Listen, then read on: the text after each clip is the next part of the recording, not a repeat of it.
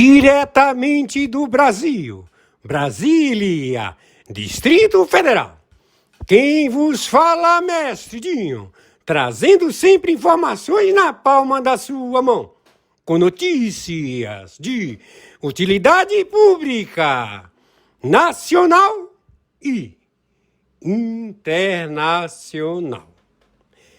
O mestre Dinho, eu quero aqui, antes de iniciar esta live, eu quero falar sobre o Pix do juiz Oscar Aníbal Chapan.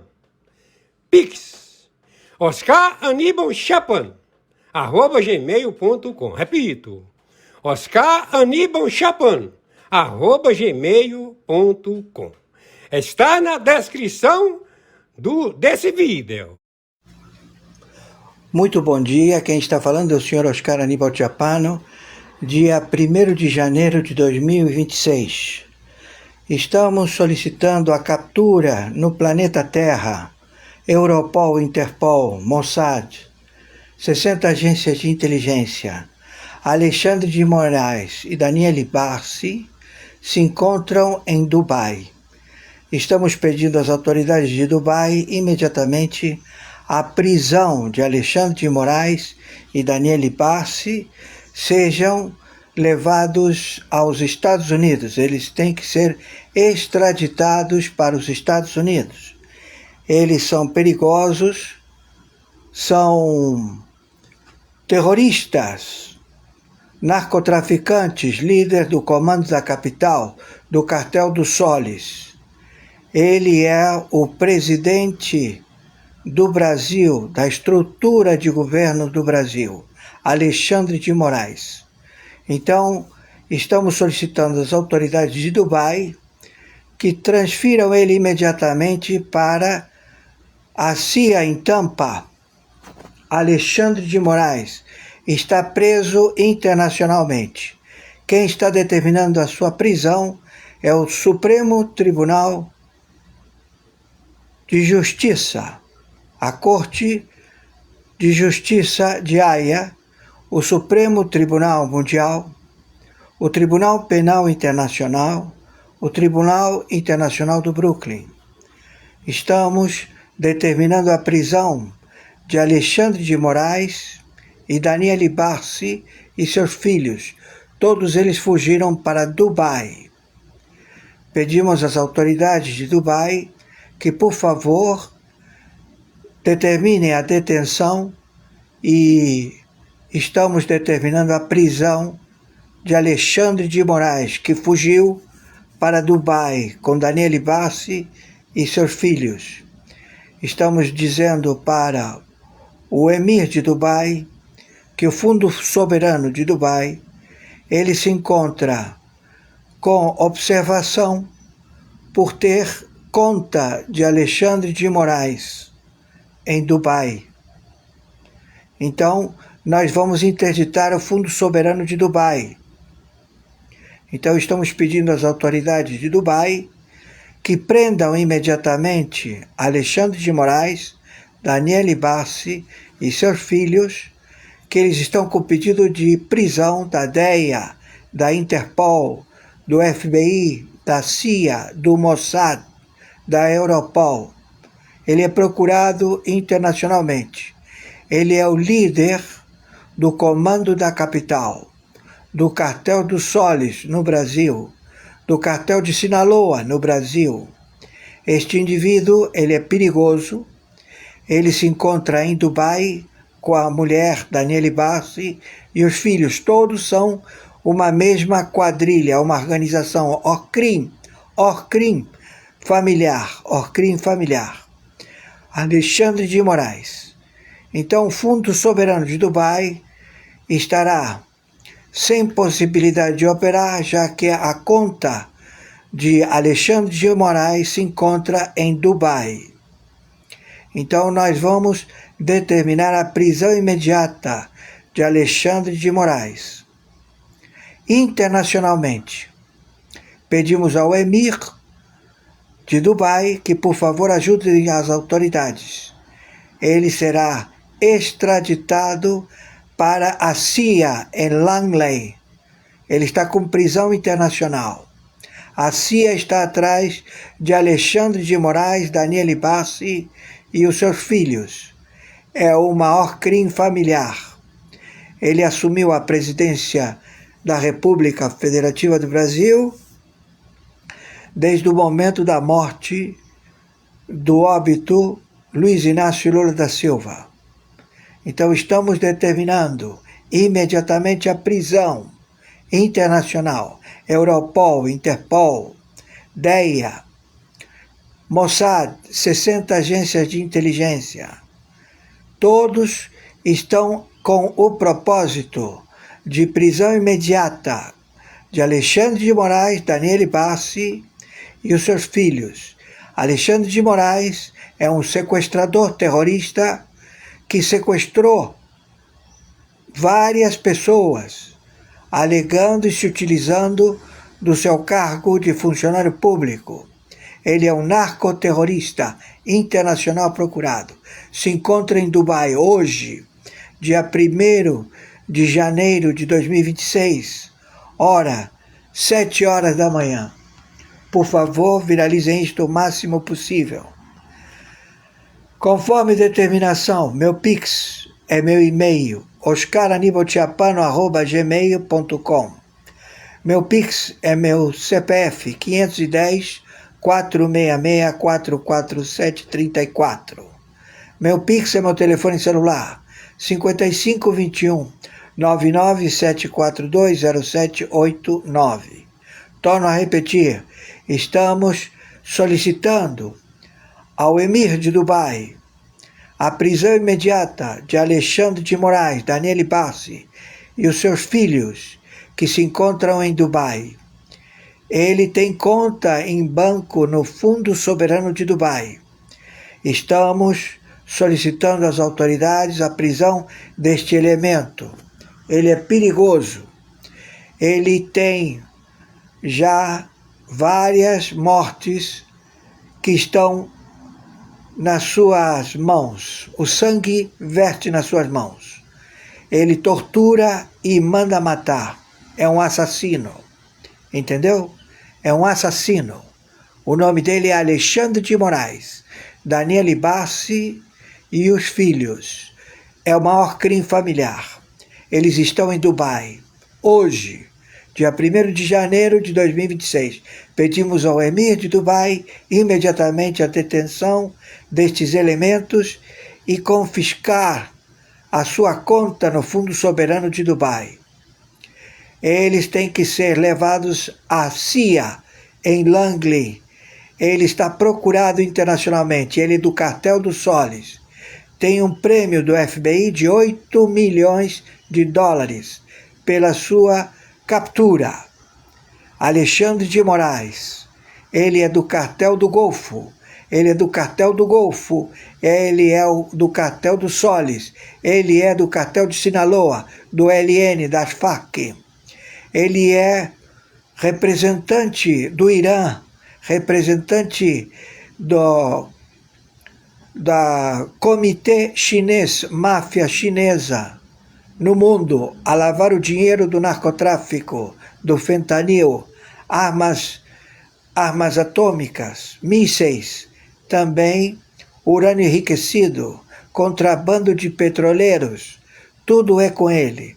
Utilizou um banco para lavar todos estes ativos, como também roubar todos os aposentados do Brasil e lavar o dinheiro no Banco Master, já há vários anos, desde 1999, ele projetou tudo isto. Tudo isto já é toda uma formação de últimas informações, mas nós temos anteriores. Então temos 7 óbitos, pessoas que morreram torturadas nos cárceres em Brasília. Este indivíduo se encontra em Dubai, agora, hoje, dia 1º de janeiro de 2026. Estamos determinando a prisão dele de Daniele Bassi, a mulher dele, e dos filhos. Ele está lá, em Dubai. Por favor, determinamos imediatamente a solicitação ao Emir de Dubai. Senhor Emir de Dubai, ele tem dinheiro colocado no Fundo Soberano de Dubai. Estou pedindo, por favor, ao senhor, às autoridades, que determinem a prisão desta OCRIM familiar e os entregue à CIA. A determinação é entregar à CIA de Langley.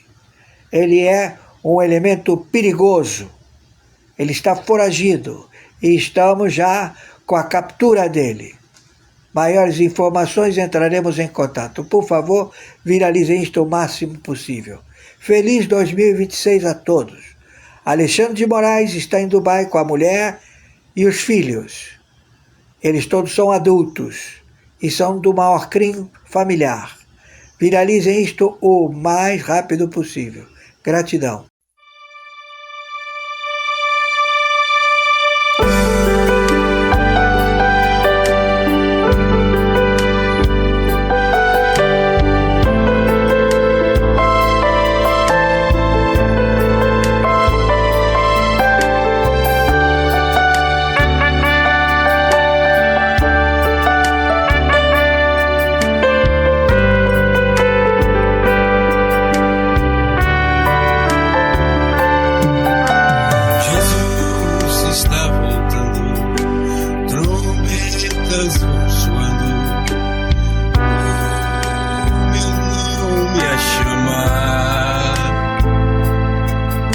Jesus está voltando, trombetas vão soando, Ele vem me buscar. Eu tenho a certeza que a volta do Senhor, pelo teu imenso amor,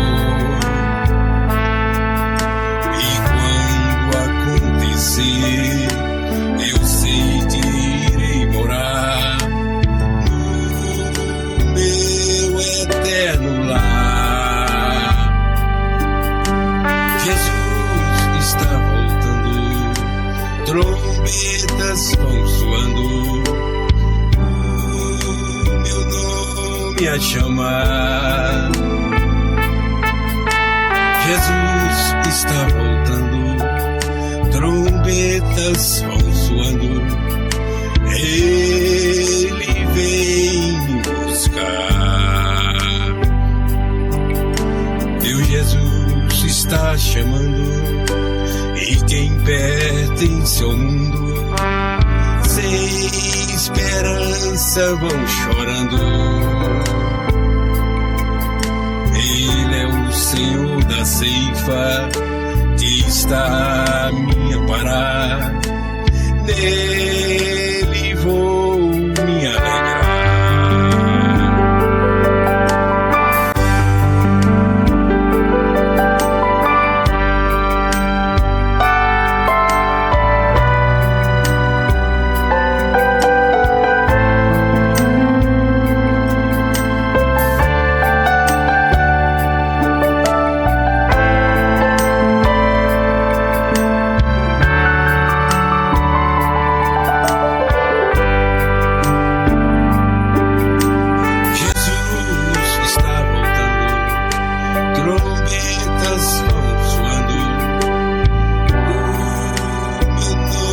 Chamar.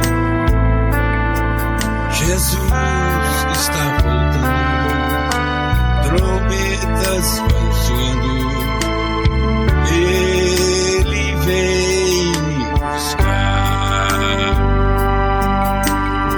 Breves são os trabalhos, meu Jesus está chamando, vou das bênçãos desfrutar.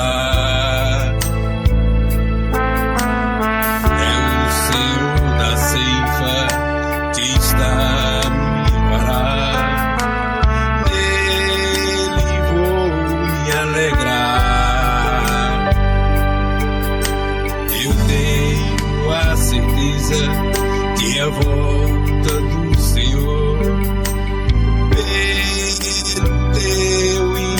nosso amor. E quando acontecer, eu sei que irei morar no meu eterno lar. Jesus está voltando, trombetas vão soando, o meu nome a chamar. Jesus está voltando, trombetas vão soando, Ele vem me buscar.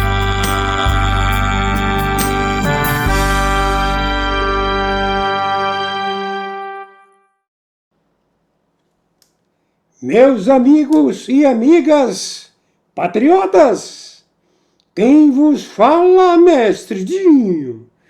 Hoje, dia 2 de janeiro do ano de 2026, nós acabamos de assistir a live do juiz Oscar Aníbal Chapon, bem como o Senhor da Ceifa, com o cantor e compositor gospel Edmundo Amado, conhecido como Mestre Dinho. Porém, entretanto, na sequência, vamos assistir às matérias, aquelas matérias que o juiz Oscar Aníbal Chapon envia todos os dias para o mestre Dinho. Vamos lá! Na sequência. Bem-vindos ao café mais transformador da história monetária moderna. Estamos sentados numa mesa virtual que se estende de Pequim a Moscou, de Brasília a Nova Delhi, observando o desmantelamento em tempo real do maior sistema de controle financeiro já criado pela humanidade. Não se trata de mais uma crise monetária cíclica ou ajustes cambiais regionais. Estamos testemunhando o fim definitivo da era Bretton Woods e o nascimento de uma arquitetura financeira global verdadeiramente multipolar que enterrará para sempre a hegemonia do dólar americano. Enquanto saboreio este café etíope encorpado, com notas complexas que evocam as antigas rotas comerciais que conectavam civilizações sem intermediação imperial, uma verdade histórica ecoa pelos corredores dos bancos centrais globais. Os BRICS não estão apenas criando alternativas ao sistema dólar, estão executando a mais sofisticada operação de engenharia financeira da história para substituir completamente a matrix monetária que permitiu aos Estados Unidos viverem acima de suas possibilidades durante 80 anos. O que vocês estão prestes a descobrir transcende análises econômicas convencionais. É a anatomia completa de como 40 países, representando mais da metade da humanidade, estão coordenando uma revolução monetária silenciosa que tornará o dólar americano tão irrelevante para o comércio global quanto o marco alemão ou a libra esterlina se tornaram após seus respectivos colapsos imperiais. Esta não é teoria econômica. É realidade geopolítica se desenvolvendo diante de nossos olhos através de moedas digitais de bancos centrais, sistemas de pagamento alternativos e acordos comerciais bilaterais que dispensam completamente a intermediação americana. A pergunta que paira sobre nossa mesa geopolítica vai muito além de questões sobre reservas monetárias ou taxas de câmbio. Estaremos assistindo apenas a uma diversificação natural do sistema monetário internacional ou ao colapso controlado do maior esquema de extração de riqueza já implementado na história humana? A resposta determinará se os Estados Unidos conseguirão manter relevância econômica global ou se transformarão numa economia regional forçada a equilibrar suas contas como qualquer outro país normal. Para compreender a magnitude desta revolução monetária, precisamos primeiro examinar como o sistema dólar foi construído e por que sua destruição representa uma ameaça existencial ao poder imperial americano que vai muito além de considerações puramente econômicas.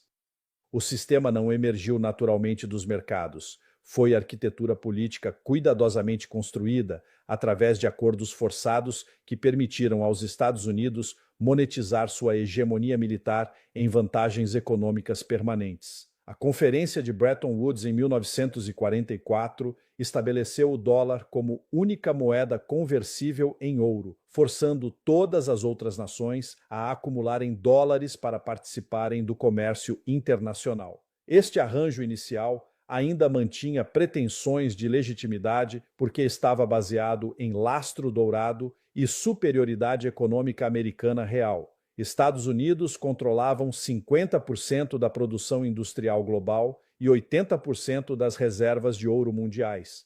A genialidade diabólica do sistema apareceu quando Nixon, unilateralmente, quebrou o lastro em ouro em 1971, transformando o dólar numa moeda puramente fiduciária, sem qualquer fundamento material, além da promessa americana de aceitação futura. Qualquer outro país que fizesse algo similar enfrentaria colapso monetário imediato, mas Estados Unidos conseguiram manter privilégio exorbitante através de uma combinação de poder militar, chantagem política e controle sobre instituições internacionais.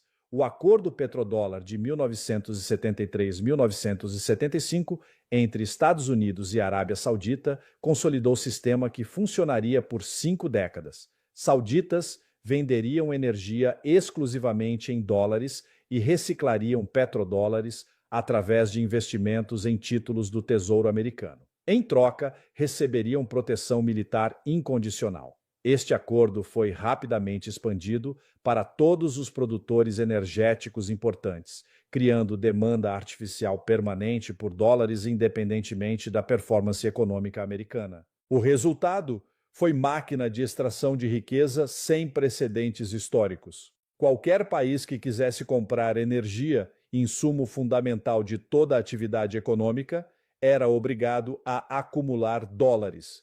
Para obter dólares, precisavam vender bens e serviços reais aos americanos em troca de papéis impressos pelo Federal Reserve. Isso permitiu aos Estados Unidos importarem trilhões em produtos manufaturados, commodities e serviços, pagando com moeda que custava praticamente nada para produzir. A beleza perversa do sistema era sua autossustentação através de círculos viciosos que puniam tentativas de escape.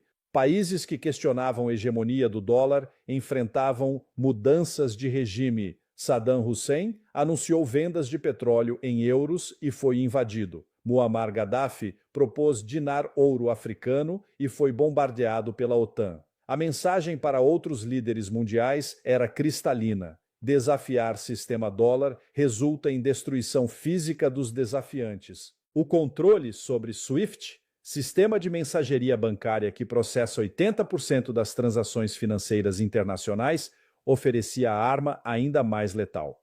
Estados Unidos podiam cortar qualquer país do sistema financeiro global através de sanções unilaterais, forçando escolhas entre acesso a mercados americanos ou manutenção de relações com países targeted. Esta chantagem financeira funcionou durante décadas porque não existiam alternativas viáveis, mas sistemas baseados em coerção e exploração contêm contradições internas que eventualmente geram resistência.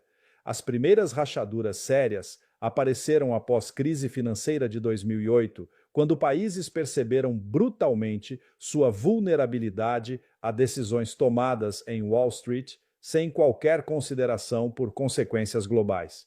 Nações que nunca haviam investido em hipotecas subprime americanas sofreram recessões porque mantinham reservas em dólares e títulos americanos. A lição foi traumática, mas transformadora. Dependência do sistema financeiro americano significava subordinação econômica permanente a decisões que priorizavam interesses americanos sobre estabilidade global. Esta realização catalítica motivou busca por alternativas que inicialmente eram defensivas, mas gradualmente evoluíram para estratégias ofensivas de substituição sistêmica. China liderou esta transformação através de investimentos massivos em infraestrutura financeira alternativa que começou modestamente, mas ganhou momentum exponencial conforme outros países perceberam benefícios de diversificação. O sistema CIPS, Cross-Border Interbank Payment System, chinês, iniciou operações em 2015, processando transações em yuans entre bancos globais sem intermediação americana. Simultaneamente, Rússia desenvolveu SPFS, Sistema de Transferência de Mensagens Financeiras, como alternativa direta ao SWIFT após primeiras sanctions relacionadas à Crimeia em 2014. Sistema inicialmente limitado, expandiu rapidamente para incluir bancos de dezenas de países interessados em reduzir vulnerabilidades à chantagem financeira americana. Irã criou CEPAM, Sistema Eletrônico de Pagamentos, que permite transações internacionais mesmo sob sanctions massivas. Venezuela desenvolveu o sistema Petro baseado em cryptocurrency, que contorna bloqueios financeiros tradicionais. Índia estabeleceu sistema de pagamentos em rúpias para comércio bilateral com parceiros que enfrentam restrictions americanas. Cada um destes sistemas, individualmente, representava irritação gerenciável do ponto de vista americano. Coletivamente, começaram a criar rede global de infraestruturas financeiras que permitiam comércio internacional sem exposição a controle americano. Esta rede se tornou particularmente atrativa após sanctions explosivas contra a Rússia em 2022, que demonstraram para observadores neutros vulnerabilidades extremas de dependência exclusiva de sistemas controlados por Washington. A coordenação crescente entre BRICS Plus acelerou o desenvolvimento de alternativas sistêmicas que transcendem simples sistemas de pagamento para incluir moedas digitais de bancos centrais, acordos de swap cambial, mecanismos de compensação multilateral e instituições financeiras completamente independentes de controle ocidental. Yuan digital chinês representa avanço mais revolucionário porque oferece capacidades que sistema dólar tradicional não consegue igualar. Transações processadas instantaneamente sem intermediários bancários, custos marginais próximos de zero, programabilidade que permite contratos inteligentes automatizados e rastreabilidade completa que elimina lavagem de dinheiro e evasão fiscal. Mais importante, Yuan digital opera independentemente de qualquer infraestrutura controlada pelos Estados Unidos. Comerciantes brasileiros podem vender soja diretamente para importadores chineses, recebendo pagamento em Yuan digital, que se converte automaticamente para reais através de acordos entre bancos centrais. Nenhum ponto da transação passa por sistemas americanos ou requer aprovação de Washington.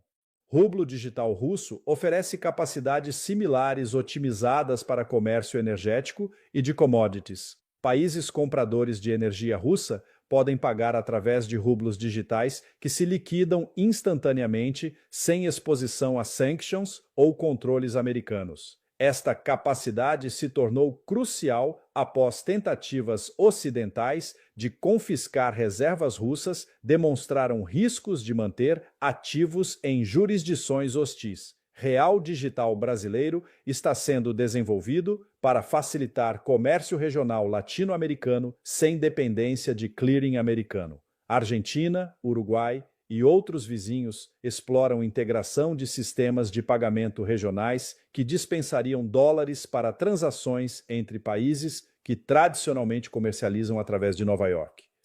Rúpia digital indiana permite New Delhi manter comércio com Irã, Rússia e outros partners sancionados pelos Estados Unidos sem violar tecnicamente restrictions americanas, porque transações não passam por território ou sistemas americanos. Esta capacidade oferece autonomia política que dependência exclusiva do dólar havia eliminado. A coordenação entre estas moedas digitais através de protocolos de interoperabilidade está criando infraestrutura monetária global paralela que conecta mais da metade da economia mundial sem intermediação americana. Banco Central do Brasil pode transferir reais diretamente para Banco Popular da China, que converte para yuans e credita importadores chineses. Tudo em questão de segundos sem dólares ou bancos americanos. Esta capacidade técnica é complementada por dimensão política através da expansão dos BRICS Plus, que oferece legitimidade institucional e coordenação estratégica para desdolarização sistêmica.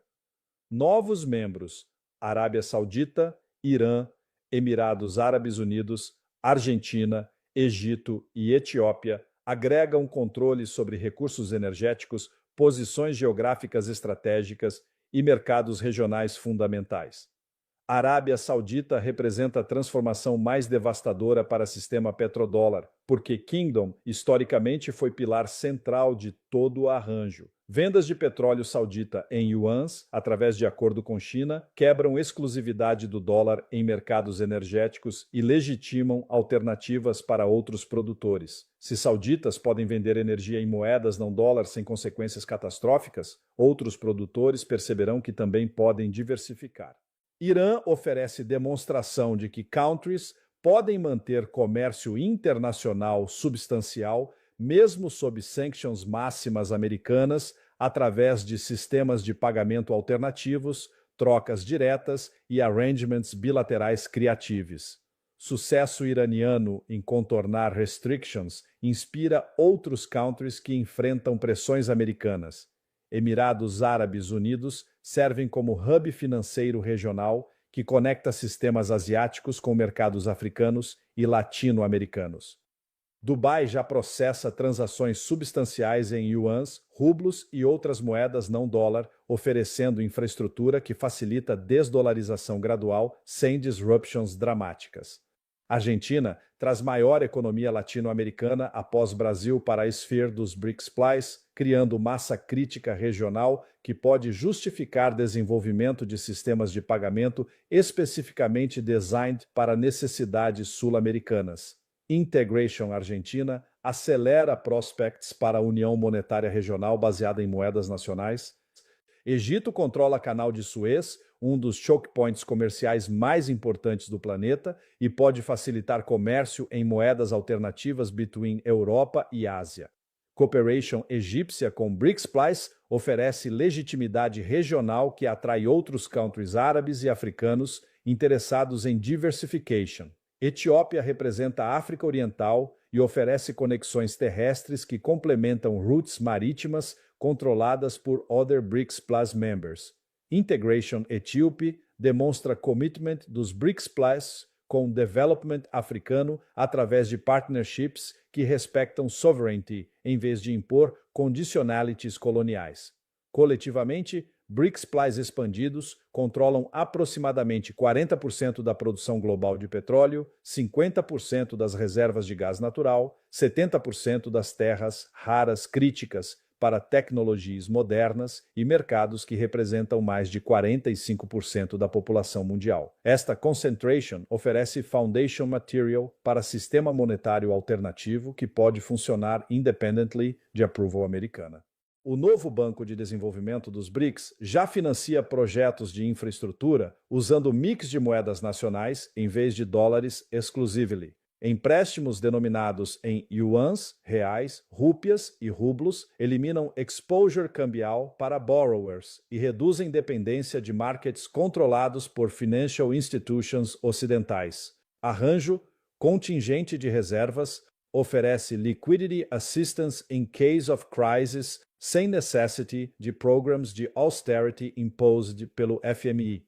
Countries podem access emergency financing através de swap arrangements bilateral que preserve policy autonomy e avoid humiliating conditionalities tradicionalmente associated com bailouts ocidentais.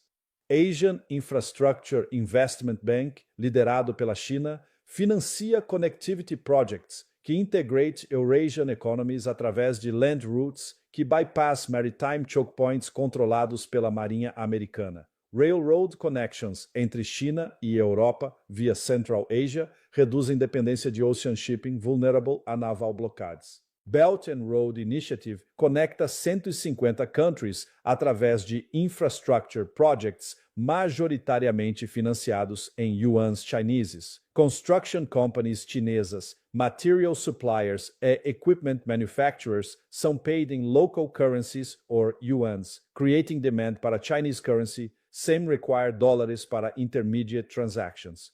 Energy partnerships entre Russia e Asian consumers, increasingly denominados em rublos, yuans ou outras moedas nacionais. Power of Siberia Pipeline delivers Russian gas para China com payments processed through bilateral systems que avoid Western financial infrastructure entirely. oil sales between Iran e various buyers, utilize barter arrangements, gold payments ou local currency swaps que circumvent sanctions enquanto maintain profitable trade relationships. Iranian success demonstra viability de alternatives mesmo under maximum pressure americano. Commodity trading entre BRICS Plus members increasingly conducted através de direct bilateral arrangements que eliminate need para dollar intermediation. Brazil sells iron ore para China em yuans. Russia supplies fertilizer para India em rupias. South Africa exports platinum para China em yuans. Central bank cooperation através de currency swap agreements provides liquidity para bilateral trade without requiring dollar reserves como backing. Banco Central do Brasil maintains yuan liquidity através de swap agreement com People's Bank of China, facilitating direct trade settlement. Commercial banking integration allows businesses access cross-border payments em local currencies através de correspondent banking arrangements entre BRICS Plus financial institutions. Chinese banks operating no Brazil can facilitate yuan payments. Russian banks no India process ruble transactions. Capital markets development includes bond issuances denominados em BRICS Plus currencies, equity investments através de local exchanges e venture capital funding para startups que servem regional markets rather than dollar-denominated global markets. Insurance and logistics services increasingly provided through BRICS Plus companies que accept payments in local currencies e offer coverage para trade routes que may face political restrictions from Western providers. Technology transfer increasingly happens através de BRICS Plus frameworks que allow countries access advanced capabilities sem exposure para technology restrictions imposed por US authorities. Chinese electric vehicle technology transferred para Brazilian manufacturers, Russian nuclear technology shared com Indian facilities. Educational cooperation através de BRICS Plus universities creates scientific e business communities que conduct research, training e knowledge exchange primarily in local languages, usando local currencies para funding e operations. Cultural cooperation creates media, entertainment and publishing industries que serve BRICS Plus audiences sem dependency on Western content distributors ou dollar-denominated revenue streams. Space cooperation entre BRICS Plus countries desenvolve satellite capabilities, launch services e ground stations que operate independently the US space infrastructure e enable communications, navigation e Earth observation services for participating countries. Agricultural cooperation includes seed development, farming techniques e food processing technologies que increase food security através de BRICS Plus partnerships rather than dependence on Western agricultural multinationals. Healthcare cooperation desenvolve pharmaceutical capabilities, medical equipment manufacturing and research capacities que reduce dependence on Western medical supply chains during health emergencies or political tensions. Military cooperation limited but growing através de joint exercises, equipment sales e technology sharing agreements que provide alternative sources para defense capabilities traditionally supplied exclusively através de Western vendors. A response americana para esta transformation reveals desperation the empire que recognizes existential threat para its economic foundations. Threats de secondary sanctions against countries que participate in alternative payment systems demonstrate awareness que dollar dominance cannot be maintained through market mechanisms alone. Attempts para weaponize SWIFT more extensively risk accelerating exodus para alternative systems because demonstrated unreliability destroys confidence necessary para international currency acceptance. If dollar payments podem be suspended arbitrarily, para political reasons, rational actors seek alternatives que offer greater predictability. Military threats against countries que challenge dollar hegemony become less credible como alternative systems provide security através de diversification e mutual support. Attack on individual BRICS Plus member would trigger coordinated response from entire alliance que commands significant conventional and nuclear capabilities. Economic warfare através de sanctions becomes less effective, como target countries develop capacity para maintain trade e financial relationships through alternative channels que bypass Western-controlled infrastructure entirely. Propaganda campaigns portraying desdollarization como temporary aberration or marginal development lose credibility, como trends accelerate e demonstrate permanent character de transformation occurring. Political interference efforts para influence elections in BRICS Plus countries face resistance from populations que increasingly view alignment com US policies como liability rather than advantage devido para demonstrated unreliability de American commitments. A mathematical reality confronting American policymakers é que sistema dólar depends on willing participation de countries que benefit from arrangement. Quando majority the global economy develops alternatives que provide superior benefits, continuation the dollar privilege becomes impossible regardless the threats or inducements. Network effects que historically supported dollar dominance reverse como alternative systems achieve critical mass. When sufficient volume de global commerce flows através de non-dollar channels, remaining countries face pressure para integrate with growing networks rather than diminishing dollar-based system. Energy market transformation particularly devastating because energy underpins all economic activity. Control over energy pricing e distribution through dollar-denominated markets provided foundation para broader economic control. Loss desta foundation undermines entire edifice de dollar privilege.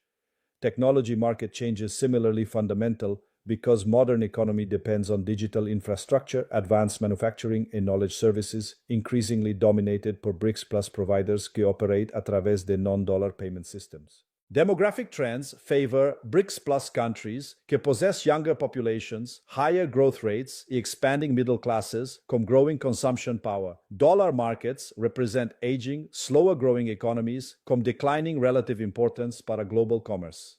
Cultural influence shifts, como Asian entertainment, education e information sources compete successfully com Western products in global markets. Soft power advantages que historically supported dollar acceptance diminish como alternative cultural models gain attractiveness. Environmental considerations provide additional impetus para de-dollarization como BRICS Plus, countries lead development de renewable energy, sustainable agriculture e clean technology industries que serve growing global demand através de non-dollar trade relationships.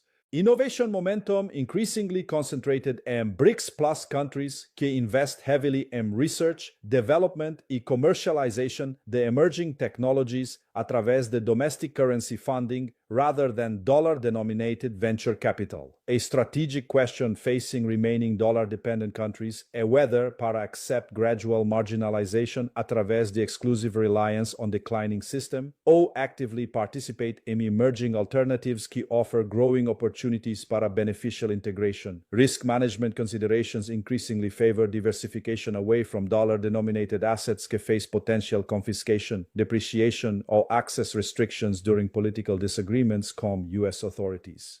Economic opportunity costs de maintaining exclusive dollar relationships rise como BRICS Plus countries offer preferential terms para partners que integrate with their payment systems e accept their currencies para trade settlement. Political autonomy benefits the currency diversification appeal para countries que seek greater independence in foreign policy formulation without constant concern about economic retaliation através de financial system access restrictions.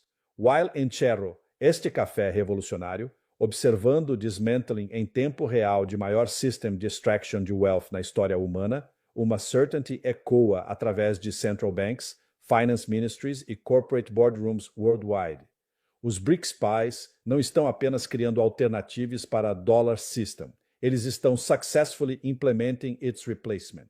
A grande questão que permanece não é whether the dollarization will continue, it é accelerating because serve genuine interests de majority da humanidade que beneficia from reduced dependency on system designed para extract wealth from rest do world para sustain American consumption. A questão é whether transition will be relatively peaceful, como United States gradually accepting novo equilibrium como normal country forçada para balance its accounts, ou whether empire will attempt para destroy global economic system antes de accept fim de seu exorbitante privilege. BRICS Plus countries already escolheram cooperation over coercion, mutual benefit over extraction e monetary sovereignty over subordination para declining hegemon. O future já está being built através de digital currencies, alternative payment systems e bilateral trade agreements que dispense dollar intermediation. Resta apenas decidir whether United States will have wisdom para adapt para new reality ou courage para drag mundo inteiro into chaos before accepting que era of monetary exploitation chegou ao fim. O café da Monetary Revolution está servido e não há como undrink it. Bom dia, pessoal. Aqui é o Pepe, falando para vocês do meu estúdio em casa, onde acabei de terminar de analisar dados financeiros que revelam a maior revolução silenciosa da história econômica moderna. E hoje, meus amigos, vamos falar de como o sistema bancário tradicional morreu sem funeral, sem manchetes, sem ninguém perceber que uma indústria de 500 anos simplesmente deixou de existir. Os bancos tradicionais morreram e ninguém percebeu. Na semana passada, descobri que 60% das transações financeiras globais já não passam mais pelo sistema bancário tradicional. PIX, cripto, CBDCs, transferências instantâneas, o dinheiro mudou completamente de lugar e os bancos se tornaram dinossauros esperando o asteroide final. Vocês sabem o que significa quando mais da metade do dinheiro do mundo circula sem passar por bancos? Significa que estamos testemunhando o fim da profissão mais poderosa da história humana. Banqueiros se tornaram irrelevantes para o funcionamento do dinheiro. É como se médicos se tornassem irrelevantes para curar doenças. O assunto de hoje é o obituário da banca tradicional. Como uma indústria que controlou o planeta por 5 séculos, foi substituída por algoritmos, aplicativos e sistemas instantâneos que tornaram bancos tão obsoletos quanto máquinas de escrever. Não estamos falando de evolução gradual, estamos falando de extinção em massa. Mas a pergunta que fica é esta: será que os próprios banqueiros compreenderam que se tornaram intermediários desnecessários num mundo de transações diretas? Será que Wall Street percebeu que sua função principal, mover dinheiro de um lugar para outro, foi automatizada e descentralizada? Para entender como os bancos morreram sem ninguém notar, precisamos começar pela revolução que aconteceu debaixo do nosso nariz, o PIX brasileiro. Em 3 anos, o PIX eliminou quase completamente o uso de bancos para transações do dia a dia no Brasil. Hoje, um brasileiro transfere dinheiro instantaneamente, 24 horas por dia, sem taxas, sem burocracia, sem precisar ir ao banco, sem depender de gerente. O PIX processa mais transações por dia do que todo o sistema bancário americano e funciona melhor, mais rápido e mais barato que qualquer banco tradicional. O PIX não foi apenas inovação tecnológica, foi execução capital do sistema bancário tradicional brasileiro. Por que alguém pagaria R$50 para fazer uma TED quando pode transferir qualquer valor instantaneamente de graça? Por que esperar dias para compensação quando pode ser instantâneo? Ninguém está falando, mas vou falar aqui. O sucesso do PIX criou um modelo que está sendo copiado por países inteiros. Índia lançou o UPI, que processa mais transações digitais que Estados Unidos e Europa combinados. China expandiu o sistema de pagamentos digitais WeChat para 1,5 bilhão de usuários. A revolução não parou nas transferências. Moedas digitais de bancos centrais, CBDCs, estão eliminando a necessidade de contas bancárias tradicionais. Por que ter conta no Itaú quando você pode ter conta diretamente no Banco Central? Por que pagar spread bancário quando pode usar dinheiro digital oficial? A China testou o Yuan digital com 300 milhões de usuários. Transações instantâneas, sem taxas, com garantia do governo chinês. Nenhum banco privado consegue competir com o Banco Central oferecendo dinheiro digital direto. A União Europeia anunciou o euro digital para 2026. A Inglaterra testa a Libra digital. Até os Estados Unidos, país dos bancos mais poderosos do mundo, estão desenvolvendo o dólar digital para eliminar intermediários bancários. Chegamos agora à parte mais surpreendente desta história. Como criptomoedas completaram a destruição do sistema bancário tradicional ao permitir transações globais sem nenhuma participação bancária. Bitcoin, Ethereum e milhares de outras criptomoedas criaram um sistema financeiro paralelo, onde bancos são completamente irrelevantes. Você pode enviar milhões de dólares para qualquer lugar do mundo em minutos, sem banco, sem autorização, sem burocracia.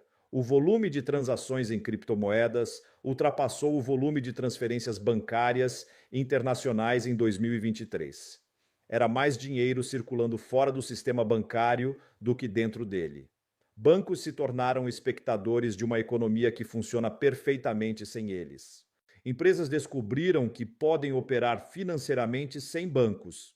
Tesla mantém reservas em Bitcoin.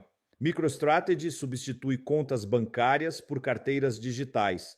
Países inteiros, como El Salvador, adotaram Bitcoin como moeda oficial, eliminando necessidade de bancos para a política monetária. É aqui que começou o verdadeiro ponto de ruptura, porque bancos descobriram que haviam perdido não apenas clientes individuais, mas clientes institucionais, governos e até mesmo países inteiros. A primeira reação bancária foi negação total. JP Morgan chamou Bitcoin de fraude. Goldman Sachs disse que criptomoedas eram bolha especulativa. Bank of America proibiu funcionários de mencionar blockchain. Era establishment financeiro tentando ignorar sua própria obsolescência. Mas a realidade econômica é implacável. Quando clientes descobrem que podem fazer tudo o que faziam no banco, mais rápido, mais barato e sem banco, eles simplesmente param de usar banco. É lei de mercado pura. Os dados são devastadores para a banca tradicional. Branches bancários fecharam em massa. 20 mil agências fechadas só nos Estados Unidos nos últimos 5 anos. Funcionários bancários perderam empregos em escala industrial. Bancos pequenos simplesmente quebraram porque perderam toda a receita de transações. O Wells Fargo anunciou o fechamento de 800 agências por mudança de comportamento do consumidor. JP Morgan eliminou 50 mil empregos em operações que foram automatizadas. Citi vendeu operações inteiras em países onde perdeu relevância. Era a extinção em massa acontecendo em tempo real. Mas a morte dos bancos não aconteceu apenas por tecnologia, aconteceu por confiança perdida. Depois de décadas de escândalos, taxas abusivas e crises criadas por especulação bancária irresponsável, pessoas descobriram que não precisavam mais confiar em bancos para guardar seu dinheiro. Por que confiar em banco que pode quebrar quando você pode guardar dinheiro em carteira digital garantida por matemática em vez de promessas? Por que aceitar juros negativos quando pode ter rendimento em staking de criptomoedas? Por que pagar taxas quando alternativas são gratuitas? A pandemia acelerou exponencialmente a extinção bancária. Lockdowns forçaram pessoas a descobrir serviços financeiros digitais. Quem aprendeu a fazer tudo pelo celular nunca mais voltou para filas de banco. Era darwinismo econômico acelerado. O golpe final veio dos próprios governos. Bancos centrais descobriram que podiam oferecer todos os serviços bancários essenciais diretamente para cidadãos, sem precisar de bancos privados como intermediários. Por que um governo pagaria spreads bancários quando pode oferecer dinheiro digital diretamente? Por que manter um sistema de intermediários caros quando pode eliminar intermediários completamente? A resposta foi óbvia: não há razão. E assim governos inteiros começaram a cortar bancos privados de suas operações financeiras essenciais. O resultado foi uma indústria bancária que perdeu sua razão de existir. Guardar dinheiro foi substituído por carteiras digitais. Transferir dinheiro foi substituído por sistemas instantâneos. Emprestar dinheiro foi substituído por protocolos DeFi que operam automaticamente. Investimentos foram substituídos por plataformas que conectam investidores diretamente a oportunidades. Seguros foram tokenizados. Financiamentos foram descentralizados. Todas as funções bancárias tradicionais foram replicadas por sistemas que funcionam melhor sem bancos. O sistema financeiro descobriu que bancos eram apenas intermediários caros entre pessoas e dinheiro. Quando intermediários se tornam desnecessários, eles desaparecem. É evolução econômica natural. Os poucos bancos que sobreviveram fizeram isso se transformando em empresas de tecnologia que, por acaso, têm licença bancária. Nubank, Inter, bancos digitais que eliminaram quase todas as características de bancos tradicionais. Mas mesmo esses bancos digitais descobriram que competiam não com outros bancos, mas com sistemas que eliminavam completamente a necessidade de qualquer tipo de banco. A ironia final: bancos que sobreviveram fizeram isso oferecendo serviços que não eram bancários: consultoria, tecnologia, gestão de ativos digitais. Atividades que qualquer empresa pode fazer sem precisar ser banco. O sistema bancário tradicional se transformou numa indústria de serviços auxiliares para uma economia que funciona principalmente sem bancos. Então, meus amigos, chegamos ao fim desta análise que mudará a forma como vocês veem o futuro do dinheiro. A extinção dos bancos não foi catástrofe, foi evolução. O sistema financeiro se tornou mais eficiente, mais barato e mais acessível, eliminando intermediários desnecessários. Vocês sabem o que aconteceu com todas as indústrias da história que se tornaram intermediários desnecessários entre consumidores e produtos? Vocês sabem qual foi o destino de todas as profissões que foram substituídas por automação e descentralização? A história está repleta de indústrias poderosas que se julgavam eternas porque controlavam aspectos essenciais da vida humana. Todas descobriram que nenhuma indústria é mais poderosa que a inovação tecnológica quando essa inovação oferece alternativas melhores. A pergunta que fica é esta: quanto tempo demora para uma economia se reorganizar completamente quando seus intermediários financeiros se tornam obsoletos? E mais importante ainda, como será o mundo quando a última transação bancária tradicional for processada, quando o último banco tradicional fechar as portas, quando descobrirmos que dinheiro funciona melhor sem banqueiros? Pessoal, inscrevam-se no canal, curtam o vídeo e prestem atenção nas próximas semanas, porque a extinção dos bancos é apenas o começo da maior reorganização financeira da história humana.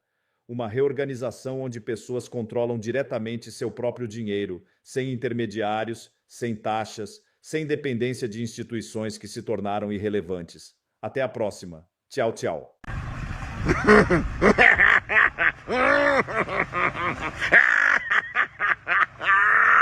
E você achando que ia ficar rico?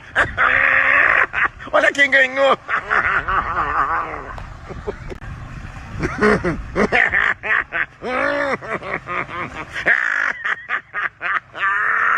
E você achando que ia ficar rico?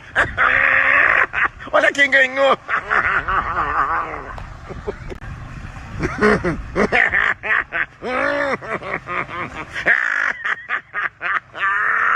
E você achando que ia ficar rico?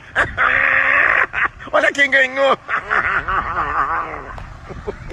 A maconha, para quem tem ali a faixa etária dos 17 até os 20 e poucos, quase 30, tem que cuidar, porque se tiver uma genética para esquizofrenia, e isso eu falo para meus adolescentes, pode abrir uma doença que você não esperava, porque ele funciona e ele abre esquizofrenia de tanto você usar maconha repetidamente. Olha, então o risco, meu Deus do céu, entende? Eu já vi jovens que a mãe dizem assim, mas ele era normal, doutora, normal. O que está acontecendo agora? Infelizmente é esquizofrenia. Esquizofrenia é uma patologia psiquiátrica que não tem cura, tem tratamento, a pessoa fica bem, mas não tem cura. E ela alucina. Então ela tem alucinações auditivas, alucinações visuais, ela tem pensamentos paranoicos, ela muda o perfil. Ela muda o perfil. Ou seja, uma pessoa que perdeu o freio, ok? Não tem mais controle sobre ela. Ela não vive mais no mundo lógico, ela vive no mundo psicótico, que não é o nosso. Perdeu o freio.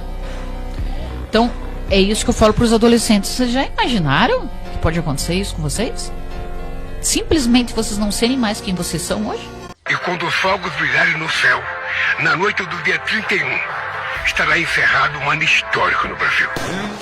MEC não compra todos os livros didáticos para 2026. Sob Lula, Correios acumulam prejuízo de 6 bilhões de reais em 2025. Governo Lula sobe previsão de rombo em 2025 para 34 bilhões de reais. Lula bate recorde com a Lei Rouanet ao autorizar 16,8 bilhões de reais. Rombo nas estatais atinge 6,35 bilhões de reais e chega próximo ao recorde. Correios lidera um déficit.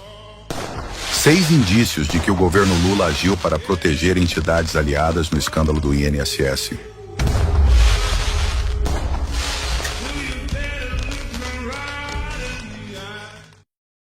Então, acho que uma das suas previsões mais sombrias é que agora estamos bem encaminhados para a Terceira Guerra Mundial. Eu só queria perguntar por que isso? O que você está observando? São possíveis gatilhos? Você analisa as reações em cadeia? Porque, bem, como vimos nas 2 guerras mundiais anteriores, uma coisa tende a levar a outra e acabamos sendo arrastados. E não parece haver um botão de reversão em nenhum momento. Então, o que exatamente você está avaliando? Ok, então minha primeira evidência é a Estratégia de Segurança Nacional dos Estados Unidos, que foi publicada há 1 ou 2 semanas. E está muito claro que os Estados Unidos, talvez há 4 anos, viam o mundo como algo que poderia ser organizado e coordenado por organizações multilaterais. O importante era que os Estados Unidos fossem o executor ou o policial, para garantir que as pessoas obedecessem à ordem nacional baseada em regras. Neste documento, Trump é muito claro. Essa ordem se dissipou. Ela acabou.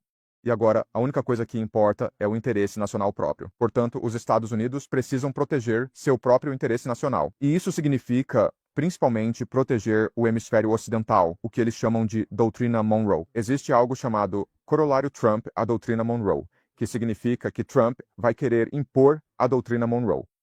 Os Estados Unidos acreditam que a Rússia e a China têm avançado demais na América do Sul, especialmente a China, que possui muitos acordos de investimento e comércio com a América do Sul, beneficiando a população local. Mas os Estados Unidos sempre acreditaram que a América do Sul é território americano, e agora vão proteger seu território. E é por isso que estamos vendo a escalada na Venezuela. Estamos vendo 10% dos ativos navais dos Estados Unidos se consolidarem no Caribe, e recentemente houve uma escalada.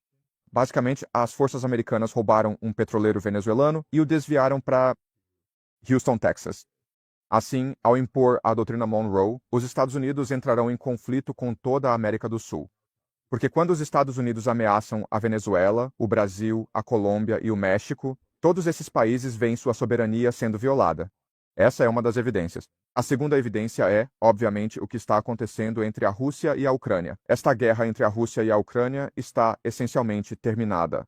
A Rússia está avançando no campo de batalha. O moral na Ucrânia entrou em colapso. Cerca de 100 mil soldados ucranianos desertaram. Milhões fugiram para o exterior. Portanto, a Ucrânia não tem mão de obra, nem recursos, nem força de vontade para continuar essa luta. Ao mesmo tempo, os europeus insistem que os ucranianos continuem lutando. Então, há conversas entre os europeus sobre confiscar, roubar aqueles 210 bilhões de euros que possuem em ativos russos e entregá-los diretamente à Ucrânia. Eles desistiram dessa ideia porque entenderam que seria suicida. E agora eles estão prestes a dar à Ucrânia 100 a 100 bilhões de euros em empréstimos sem juros para continuar esta guerra. E o motivo disso é que a Europa precisa entrar nessa guerra em algum momento. E tem medo de que, se houver um tratado de paz, então a Rússia vai conseguir consolidar seus ganhos e depois usar os recursos ucranianos para desafiar a supremacia europeia. Então esse é o segundo grande fronte. Depois, é claro, o que estamos vendo no Oriente Médio é uma escalada contínua entre Israel e Irã. Houve um tratado de paz assinado entre Israel e diferentes partes, Hamas e Hezbollah. Parece que Israel não tem nenhum compromisso com esses tratados. Parece que Israel está planejando atacar o Hezbollah e, nas próximas 2 semanas, o tratado de paz com o Hamas não vai se sustentar porque o Hamas não vai concordar em entregar todas as suas armas, pois se fizer isso será eliminado, será aniquilado por esses proxies israelenses. Então o Oriente Médio só vai se inflamar ainda mais. Sabe, houve um tiroteio no EUA com um físico nuclear e depois a tragédia em Bonny Beach, Sydney, Austrália, onde 16 pessoas morreram. Israel culpa o Irã sem evidências. Eles têm esses agentes do Mossad que voaram para a Austrália para participar da investigação. E podemos suspeitar que, eles vão culpar o Irã de alguma forma pelo que aconteceu. Então, em todo o mundo, estamos vendo o potencial para grandes conflitos em 2026. Bem, parece que uma das principais coisas que estão mudando, como você também sugeriu, é a mudança de toda a ordem mundial. Mas geralmente uma nova ordem mundial só se consolidaria depois de uma guerra mundial. Ou seja, se você tem uma grande distribuição de poder, muitas vezes há pouca capacidade do sistema internacional de se reformar. Normalmente precisamos de uma grande guerra e então um novo status quo pode ser consolidado em acordos, mas este parece ser um momento tão crítico porque toda a ordem mundial após a Guerra Fria, novamente, foi baseada em hegemonia, dominação e agora, claro, essa distribuição de poder acabou. É uma distribuição multipolar de poder. Então é praticamente impossível fazer uma transição pacífica, porque a velha ordem que era baseada na primazia do Sé terceiro agora precisa encontrar todo um novo sistema de equilíbrio de poder. Quero dizer, isso muda absolutamente tudo. As regras do jogo mudam, se, como você sugeriu. Quero dizer, por que os Ebreuera dizem que agora China e Rússia não podem estar em seu quintal, mas os Ebreuá, claro, ainda podem estar no quintal da Rússia e da China? Então não há regras aceitáveis. As instituições vão mudar. A segurança, bem, quero dizer, deveria ainda ser baseada apenas na dissuasão e na dominação? Se agora existem muitos centros de poder, isso realmente não faz sentido. Como a diplomacia é conduzida, eu só sinto que esses são temas muito difíceis, mas ninguém parecia disposto a aceitar a realidade ou sequer discuti-la. Quero dizer, aqui na Europa, o sentimento geral ou a narrativa é que tudo estava bem e pacífico.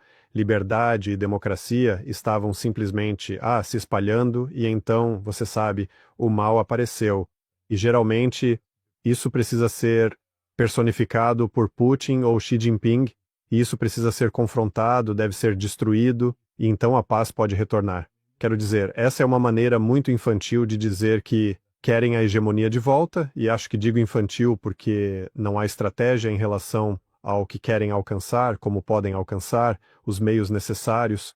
É apenas um desabafo emocional e slogans sobre o que é injusto e como nossa hegemonia era tão virtuosa, todos estavam se beneficiando. Mas você vê isso como um problema, a incapacidade dos nossos líderes políticos atuais de lidar com o momento crítico em que estamos e porque precisamos essencialmente encontrar um novo status quo, ou é a incapacidade de abrir mão da hegemonia. É só que as regras estão mudando? Quero dizer, como podemos explicar isso? Sim, concordo completamente com a avaliação. Então, antes dessa ideia de uma ordem natural liberal baseada em regras, basicamente eram essas nações ocidentais intimidando, explorando e colonizando o resto do mundo. Então, por 20 anos, a OTAN foi se expandindo para a esfera de influência russa.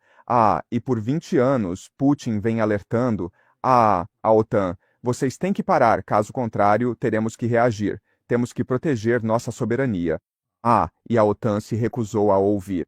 A OTAN foi extremamente arrogante e isso forçou a reação de Putin. Então, por muito tempo, a China foi, basicamente, a fábrica do mundo.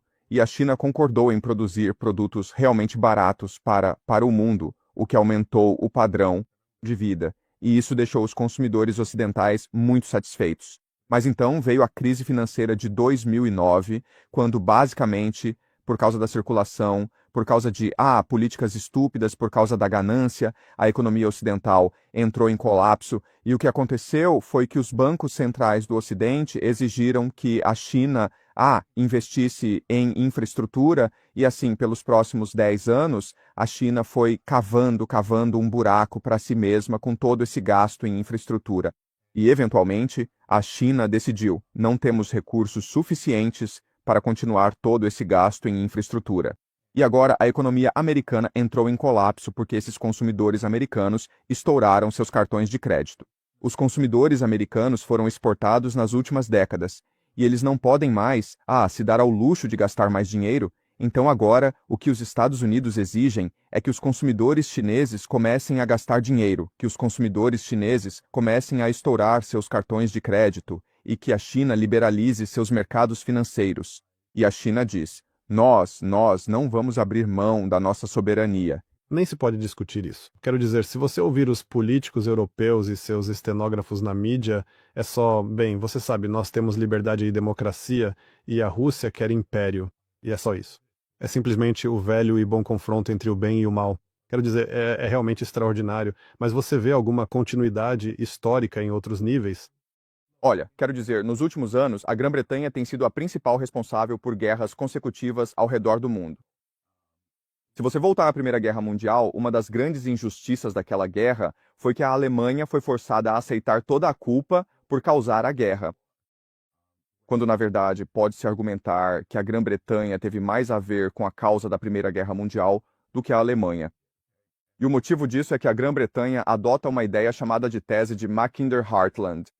E a ideia é que a Grã-Bretanha é um país pequeno, com pouca mão de obra, mas controla os mares. Portanto, para manter sua hegemonia, ela precisa criar o máximo possível de caos e conflito dentro do continente euroasiático. Porque se uma grande potência surgisse no continente euroasiático, fosse ela a França, o Império Otomano, a Alemanha ou a Rússia, então unificaria o continente euroasiático por meio de ferrovias e isso anularia o comércio marítimo. E assim a Grã-Bretanha entraria em colapso econômico, militar e demográfico. Portanto, nos últimos 200 anos, a Grã-Bretanha tem causado o máximo de caos possível em todo o continente euroasiático. Então, se você voltar às guerras napoleônicas, quando os patrocinadores da Grã-Bretanha financiaram 7 grandes guerras contra a França, Napoleão basicamente havia conquistado o continente na Batalha de Austerlitz.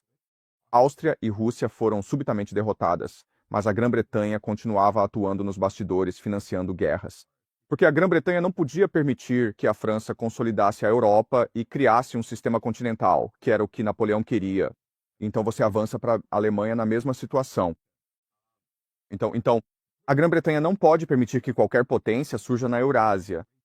E hoje, os Estados Unidos adotam o mesmo conceito, onde, como você disse, há um paralelo entre o que aconteceu antes da Primeira Guerra Mundial, entre a Grã-Bretanha e a Alemanha, e agora entre a China e os Estados Unidos, onde a China é uma superpotência manufatureira e precisa de todos esses recursos da América do Sul.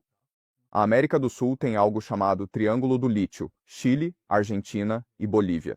E isso representa cerca de 50% do lítio do mundo, que é crucial para veículos elétricos, para IA, para o futuro, basicamente.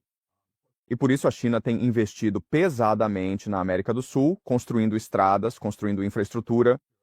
Há esse megaporto que está sendo construído no Peru para facilitar o comércio. E a América do Sul tem sido muito receptiva e acolhedora em relação ao investimento chinês.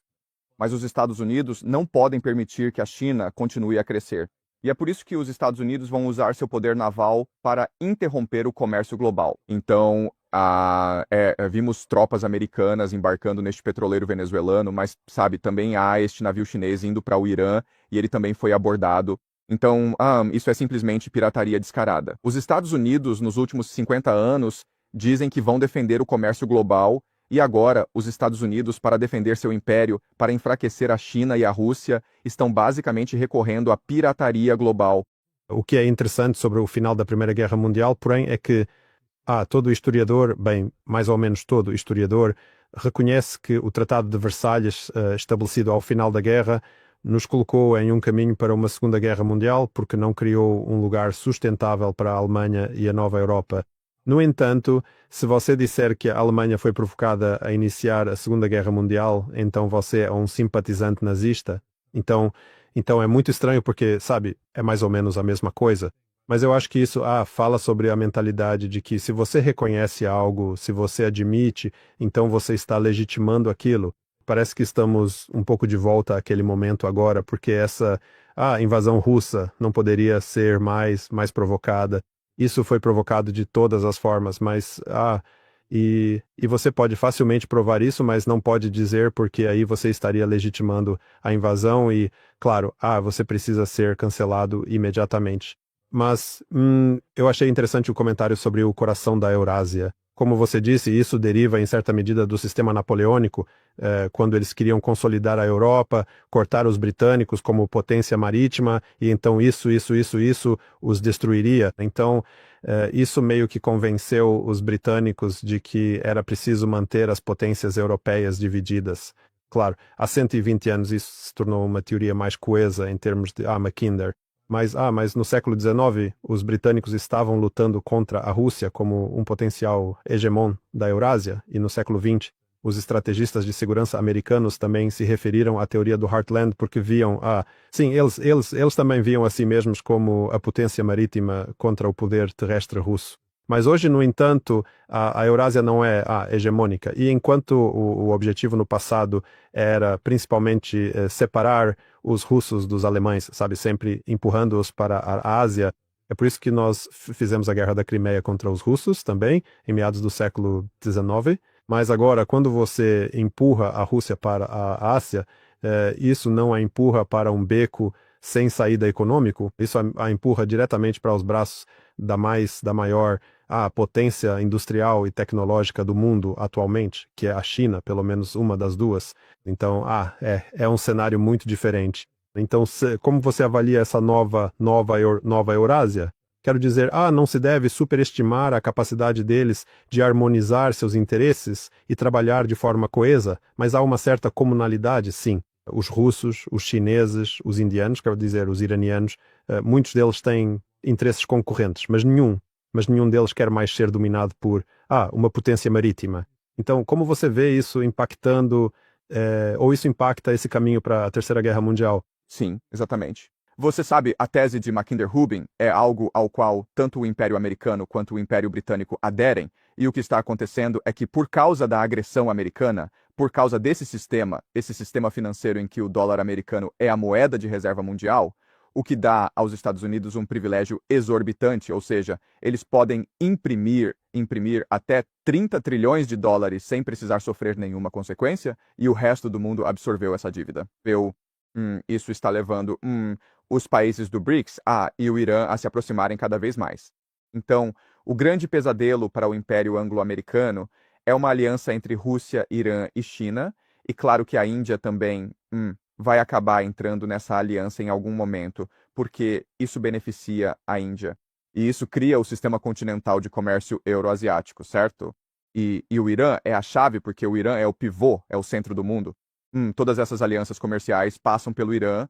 Então, os europeus têm algo chamado EIMAC, o Corredor Europa, Índia, Oriente Médio. A Rússia tem algo chamado Corredor Norte-Sul. A China, claro, tem a iniciativa do Cinturão e Rota. Então, o Irã é fundamental. E é por isso que os Estados Unidos estão determinados a promover uma mudança de regime no Irã. Os Estados Unidos não podem permitir que essa aliança se forme, que se manifeste, porque então os Estados Unidos perderiam acesso comercial no continente euroasiático. China, Rússia e Irã podem simplesmente comercializar entre si e depois fornecer energia, alimentos e produtos manufaturados para o Oriente Médio, para a África, para a Europa. E aí os Estados Unidos ficariam presos com 38 trilhões de dólares em dívida e o esquema Ponzi americano entraria em colapso. Então, para isso é uma questão de vida, isso é uma luta de vida ou morte para os Estados Unidos. Portanto, o que precisa ser feito é entrar no Irã e garantir que essa aliança não possa se formar.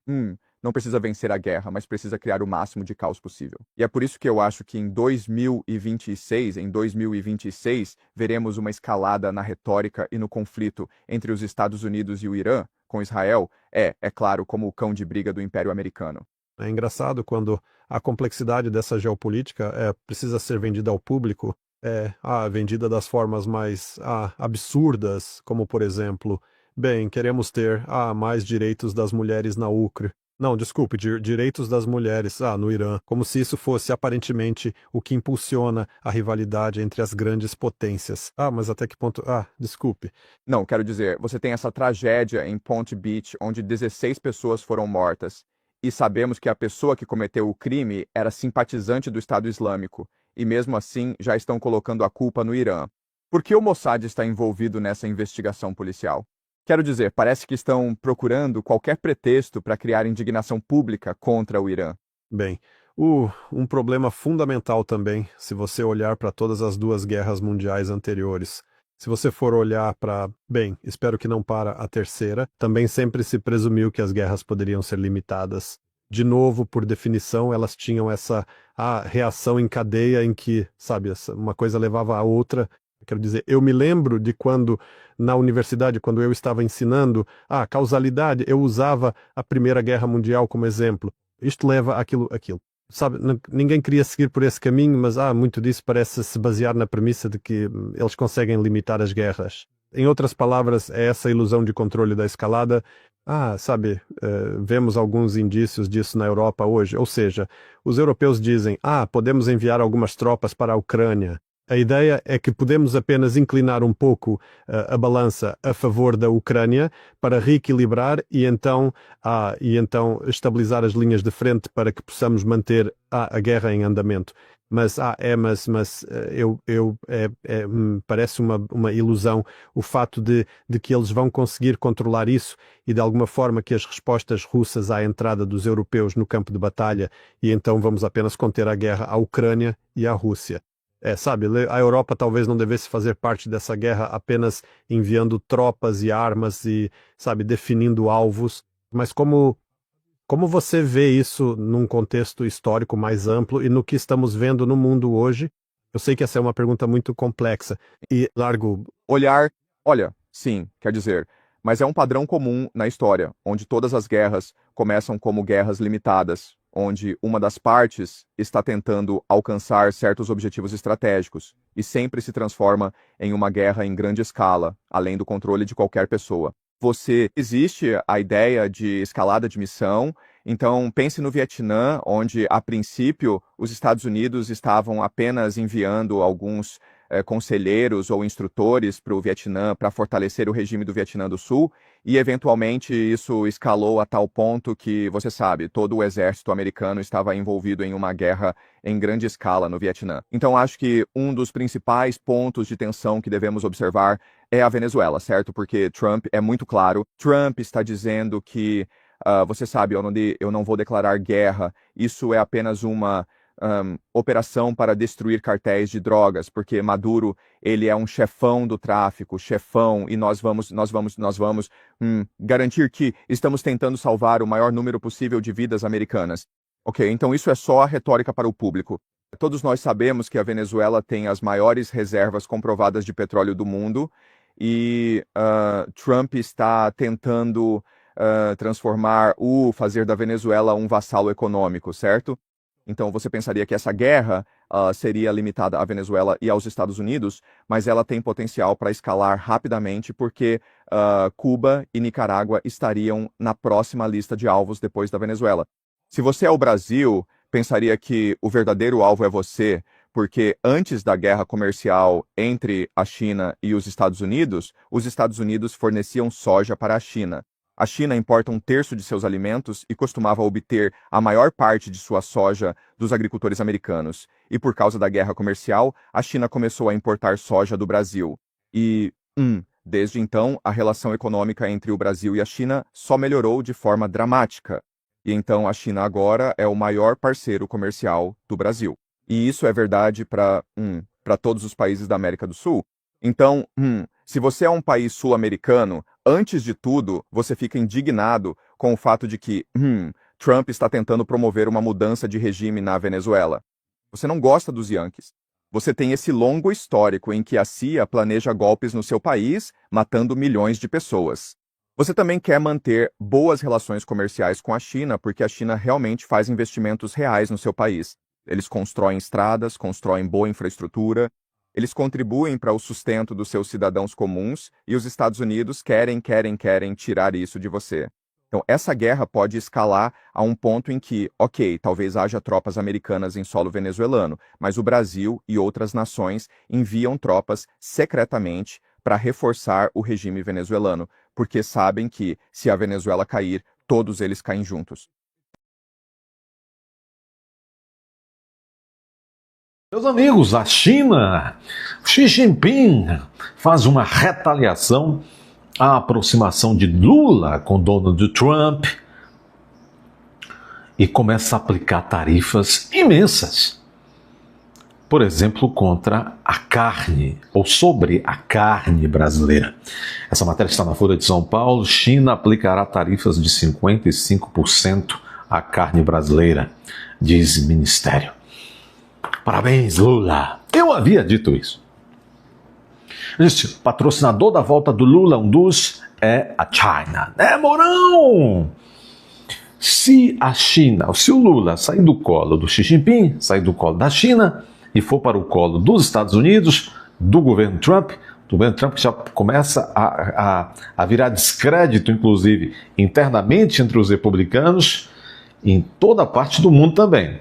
Começa a virar um governo fanfarrão. Eu disse, olha, vamos esperar um pouco, não vamos ficar já dizendo isso e aquilo de Trump e tal, mas o Trump está se revelando um fanfarrão. Mas isso eu vou falar em outro momento. Eu vou fazer um vídeo reverberando, repercutindo o que um general reformado do exército americano, aliado de Trump desde a primeira hora, antes mesmo de vencer o primeiro mandato, ele perguntou a queima-roupa na semana passada: você representa o povo ou você é parte do sistema?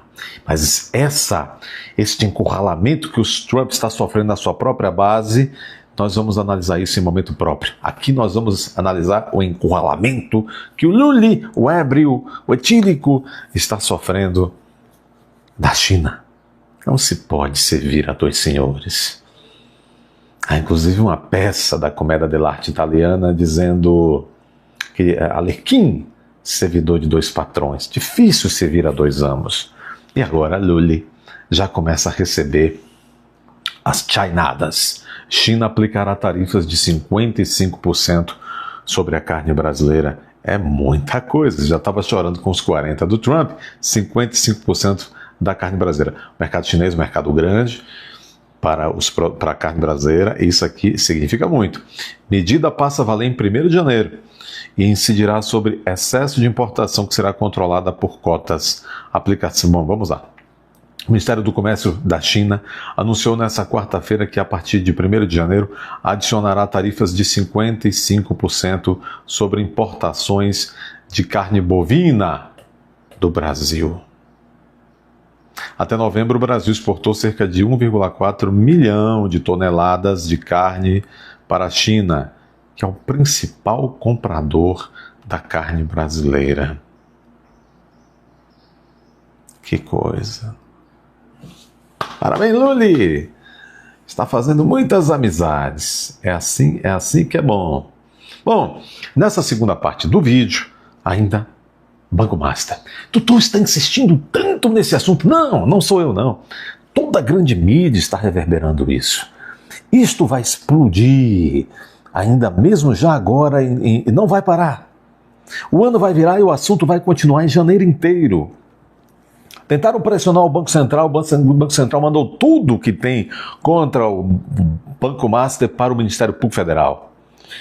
E agora já vaza que há escândalos maiores ainda do que a tentativa de tratativa com o BRB. Investigação sobre fundos do Master deixa ainda mais gente nervosa na elite, diz aqui na Folha de São Paulo Vinícius Torres Freire.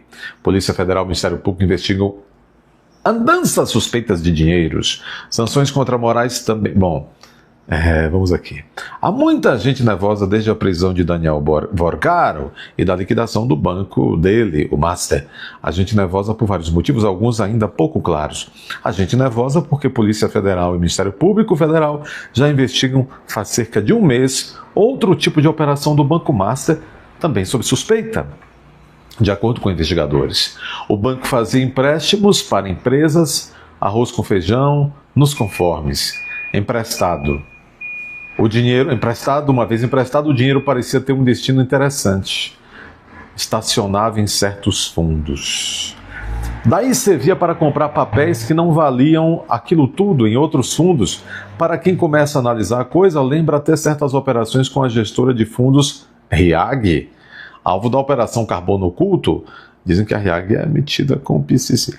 Os diretores do trânsito desse dinheiro estão nervosos. Que passa? Por que está nervoso, senhor? Tranquilo. A gente nervosa por causa do conflito que envolve Moraes, sua esposa. Aliás, a Procuradoria-Geral da República apareceu e disse: não. esse contrato da mulher de Moraes existe, do Banco Master com a mulher de Moraes existe, mas não tem nada de ilicitude não, tá tudo correto, é tudo legal. Aliás, o contrato não foi nem de 129 milhões não, foi de 131 milhões. A gente nervosa por causa do conflito que envolve Alexandre de Moraes. O jornal o Globo revelou que o Master contratou o escritório de advocacia da mulher de Moraes por serviços que poderiam render até 131 milhões de reais. A partir de então, esse ministro do STF passou a ser frito em público. Era acusado de ter feito lobby a favor do Master, em contatos com Gabriel Galípolo, presidente do Banco Central. Quereria impedir a liquidação do banco, o encerramento das atividades financeiras do banco, que foi liquidado, entretanto. Não há até agora evidências dessas pressões, embora Moraes tenha querido saber a respeito de cremes no Master. Por que quis saber? É investigador? Não se sabe também a motivação precisa de certas pessoas no alto da finança para atacar Moraes. De outras, se sabe algo. Moraes foi por um tempo sancionado pelos Estados Unidos com base na lei Magnitsky. Caso o governo americano levasse ao limite as exigências de morte financeira de Moraes, bancos e até o sistema financeiro do Banco do Brasil poderiam ter problemas críticos. Pelo menos 2 bancos não gostaram da insensibilidade do STF e Moraes quanto a esses riscos. Relações ficaram estremecidas, para dizer o mínimo. O ministro Dias Toffoli, também do STF, age de maneira agressiva quanto às providências que o Banco Central tomou em relação ao Banco Master. O ministro do TCU entrou de sola no caso. Só um. Por quê? Só um. PF e PGR julgaram tais atitudes como uma cariação, no mínimo precipitadas por parte de Moraes, até porque há investigação de enormidades em andamento. Por que é que Toffoli está se precipitando tanto? Se há, inclusive, essas movimentações, investigações em curso, gravíssimas, envolvendo esses fundos aqui do Banco Master. É um presente para a estratégia da defesa de desmoralizar o Banco Central e as investigações, o que seria um calmante para muita gente nervosa. Mas será que vão conseguir? A maior parte da banca agora teme que a regulação e a fiscalização do Banco Central virem besteirinha do jogo cada vez mais politizado do sistema de justiça. Teme salvação marota do Banco Master. O sistema financeiro vai ficar inerte? Os grandes bancos vão ficar inertes? E vão se dar por vencidos nessa queda de braço com o político José Dias Toffoli? Essa é a pergunta.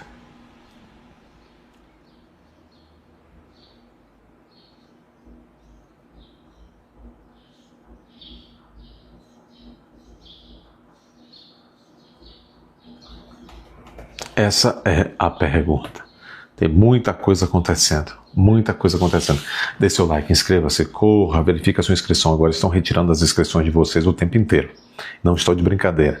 Confira a sua inscrição todos os dias, inclusive agora, e reinscreva-se se retiraram suas inscrições. Coisa, né? Terrível. Como é que você se inscreveu porque você quis se inscrever, aí vai à plataforma e retira a sua inscrição? Que coisa, não é? Está a serviço de quem? Bom, comente, deixe seu like, clique aí na tecla hypar para esse vídeo e ainda mais pessoas. Nem sempre a tecla hypar aparece, mas se aparecer, você sempre clica para esse vídeo ir para mais pessoas. Bom, compartilhe. A setinha de compartilhar agora está próxima da aba Seja Membro. É preciso que você deixe comentários, mas comentários tranquilos. Não fique exaltado nos comentários. É preciso que você agora já comece o ano inscrito como membro do canal. Vá até a aba Seja Membro, clique, veja como funciona. Convido você a se tornar membro deste canal.